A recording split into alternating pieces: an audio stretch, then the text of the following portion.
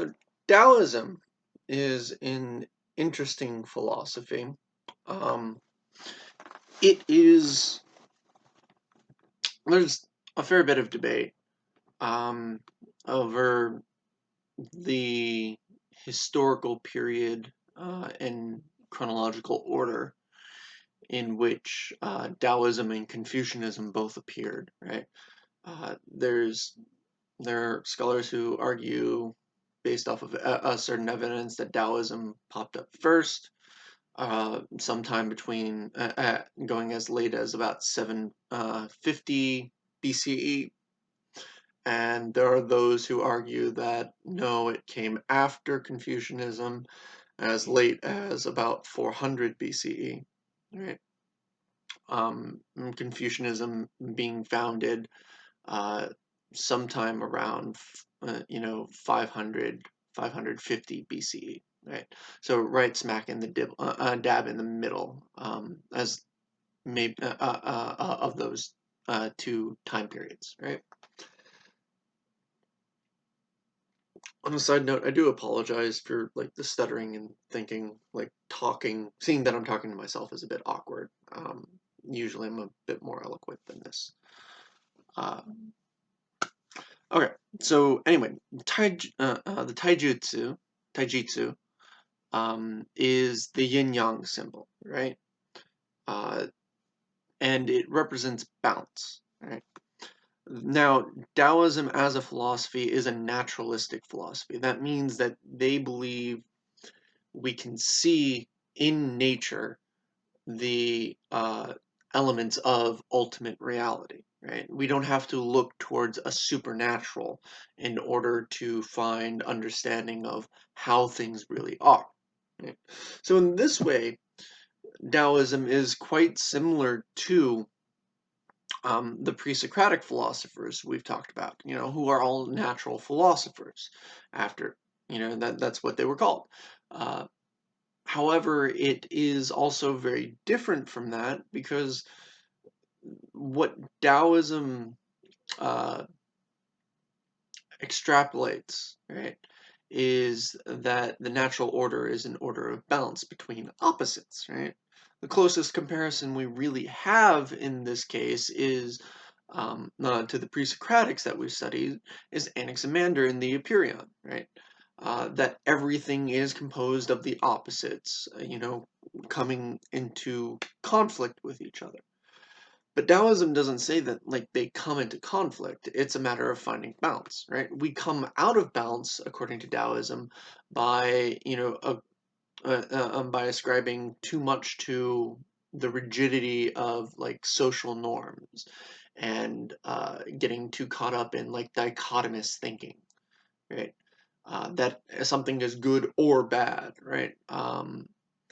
It can be either, right? It's contextual, right? And the way, according to, and that's what Tao literally means, is the way, right? So the Tao is literally the way, right? So it's, again, sort of soteriological. There's a path being laid out before you uh, through its study, right? The way is found through what is called Wu Wei, right? Wu Wei, right? Uh, Wuwei. Right? And if you've read the text, right, the a section that Solomon goes into that he kind of misrepresents this a little bit, right?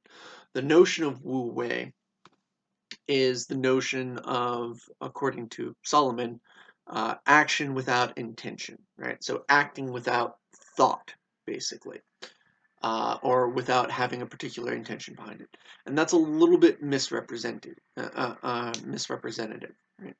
It's not that there's no intention behind the action. Um, it's that the action is effortless because it is natural, right? Uh, Part of that might be that doesn't mean it's not a considered action or there's no intention behind it, but it is effortless doing, right? That's a more accurate translation. Um,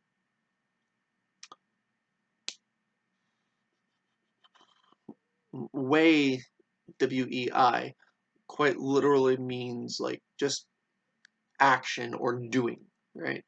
And the sense of like activity, normal activity, right? And wu wei meaning, effortless doing. The pinnacle of this is supposed to be wei wu wei, right? So it's doing through non-doing, right? Doing through effortless doing, living moment to, through every moment in your life effortlessly, like in balance and harmony, right? With things. So you react to things naturally. But this is a developed skill that also depends on other factors, such as the development of what are called the pakwa. Right? And the pakwa are the 8 principal virtues, more or less, of Taoism. Right? They're ways you can develop yourself spiritually and mentally and physically. Um, if you've seen, so some diagrams of the yin yang symbol, the taijutsu, include these 8 characters, which are variations of, uh, you know, the tetragrams from the I Ching, right, which was the Chinese book of changes, which was used for divination, prophecy, and also for like not just fortune telling in that sense of divination and prophecy, but for like it was used for making royal decisions, right, and decisions in the royal court, even before Taoism. Right? So it was thought to be very, very important. Right? The tetragrams each represent those 8 tetragrams that surround the yin yang symbol, each represent one of the pakwa, right? And the pakwa are particularly important because it's only when you find balance, right, and understanding of where each one is most appropriate that you can truly achieve wei wu wei, right? Before that, you might achieve moment to moment wu wei, right? Just the effortless doing in a single instance. But only through development of those virtues can you fully um, commit yourself to a way of life that is acting naturally. Because developing these virtues, the pakwa, is what allows you to act naturally, like most in accordance with nature.